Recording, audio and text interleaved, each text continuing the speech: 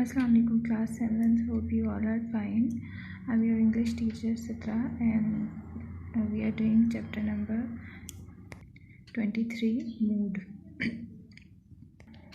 We have done indicative mood so far. Today we will do imperative mood and subjunctive mood. What is an imperative mood? The imperative mood is used to express a command as wait there, come here, open your book at page 7. So when we order someone, when we give command, जब हम किसी को command देते हैं, it's not request. हम किसी को request नहीं करते बल्कि हम हुक्म देते हैं, हम order करते हैं. So that is imperative mood. And exhortation means advice. As be steady, take care of your health, try to do better. When someone is ill, we say take care of your health. हम उसको कहते हैं advice देते हैं, हम उसको command नहीं देते, हम उसको ऑर्डर नहीं देते. So exhortation is kind of advice. Next an entreaty और prayer as have mercy upon us. Entreaty is kind of request. जब हम रिक्वेस्ट करते हैं, when you beg someone, have mercy upon us. For example, someone is begging someone to have mercy on them. किसी के से रहम की जो भीख मांगना कहते हैं उसको, या इंट्रीटी को हम रिक्वेस्ट भी कहते हैं. Give us this day our daily bread. या हम प्रेयर यानी दुआ करते हैं. हम जब कोई गरीब आदमी किसी जालिम से रहम की अपील करता है, have mercy upon us, so that is entreaty. और हम प्रेयर करते हैं, हम कभी अल्लाह से दुआ करते हैं या फिर हम किसी से कोई रिक्वेस्ट करते हैं तो उसको भी इंट्रीटी या प्रेयर कहते हैं. तो this is your imperative moods. In imperative moods we have only 3 type of sentences. In each of these sentences the verb in italics is said to be in the imperative mood. So what are the verbs? Wait. Here wait is verb, so this is imperative mood. Come is verb. Open is verb. Now be steady. Be is verb. Take care. Take care is verb. Try to do. To do is verb. Have mercy. Now have is verb here. Give is verb here. A verb which expresses a command, an exhortation, an entreaty or prayer is in the imperative mood. Note, the imperative mood can strictly be used only in the second person, since the person commanded must be the person spoken to.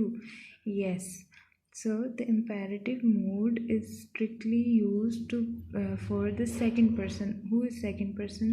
Second person is listener, the person who is spoken to, जिससे बात की जा रही है. जो बंदा बात कर रहा है वो सेकंड पर्सन नहीं होता, वो फर्स्ट पर्सन होता है. सेकंड पर्सन वो होता है जिससे बात की जा रही है. और हम हमेशा कमांड, कभी भी हम ख़ुद को कमांड नहीं दे सकते या थर्ड पर्सन को तो कमांड दे ही नहीं सकते. हम हमेशा सेकंड पर्सन को, जो हमारे सामने मौजूद है, जिससे हम बात कर रहे हैं, उसको कमांड देते हैं या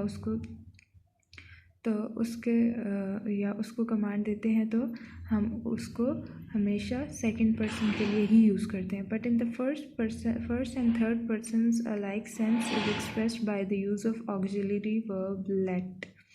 लेकिन अगर हमें सेकंड या थर्ड पर्सन, फर्स्ट या थर्ड पर्सन में यूज़ करना है, यानी हमें person who is speaking wants to include in the conversation, जो पहला जो बंदा बात कर रहा है उसको भी इंक्लूड करना है कॉन्वर्सेशन में, उसके लिए यूज़ करना है.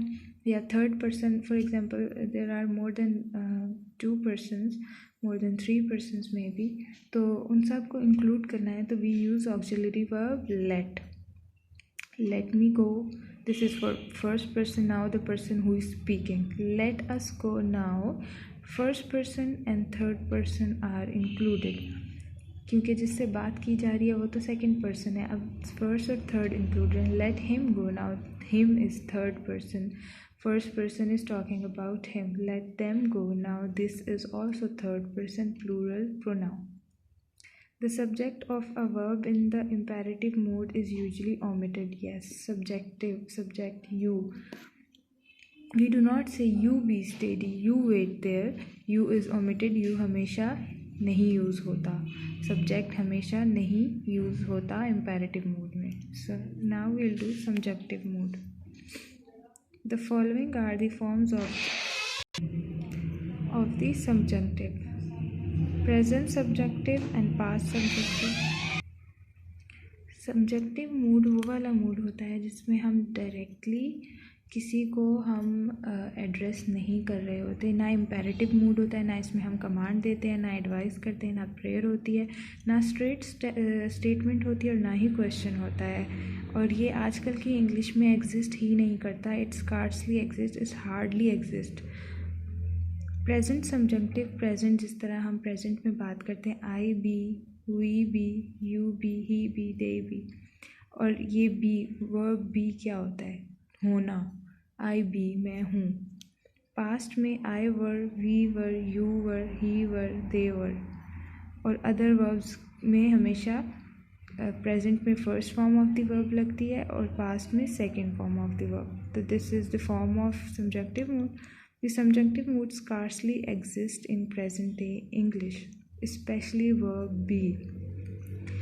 आगे चल के जब आप एग्जांपल्स देखेंगे तो आपको समझ आ जाएगी कि ये वर्ब भी आजकल यूज़ नहीं होता। The present subjective occurs in certain traditional phrases where it expresses a wish और hope.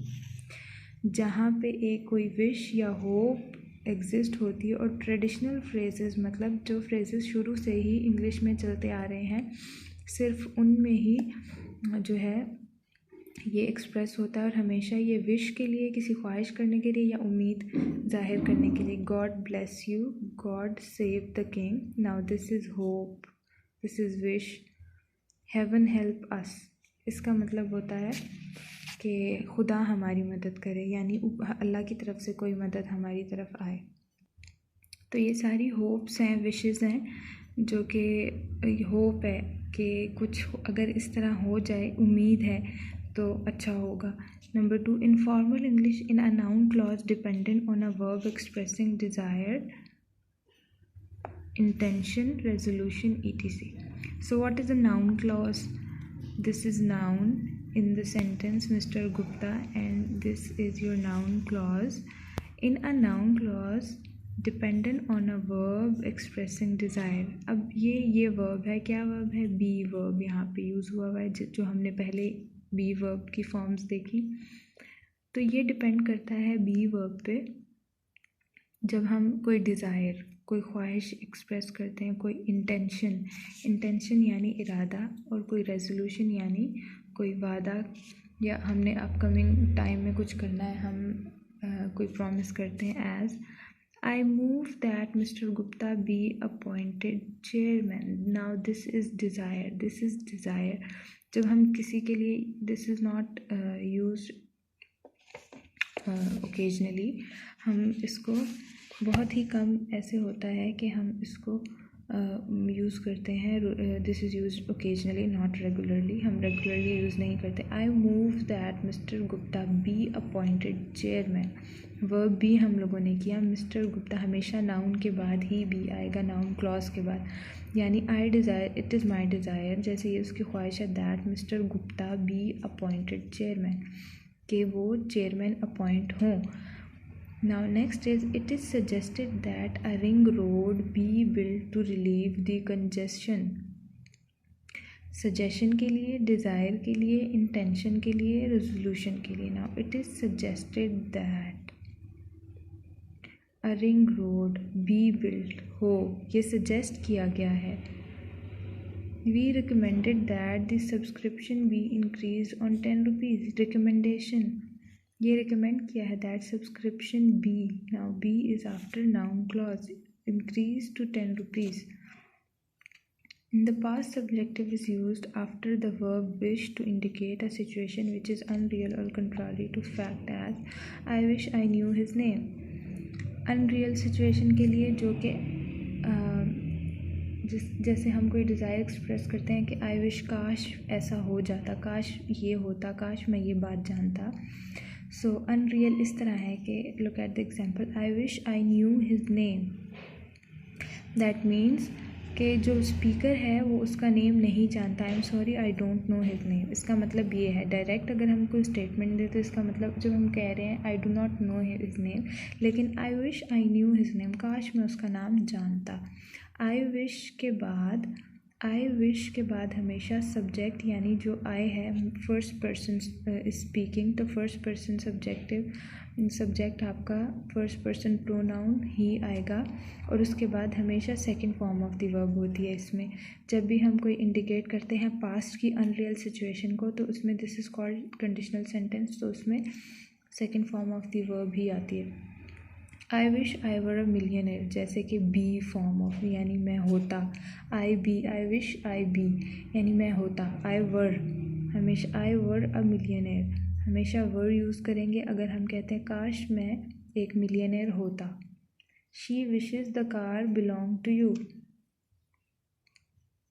Now this is in present. जब हम प्रेजेंट में बात करते हैं शी विशेज़, वो ख्वाहिश करती है, the car belonged to you हमेशा second form of the verb लगती है जब भी हमने कोई अनरियल विश एक्सप्रेस करनी होती। Now were is second form of verb of was were second form है वॉज की, यहाँ पे भी as a form of verb ये यूज़ हुआ है, हेल्पिंग वर्ब नहीं।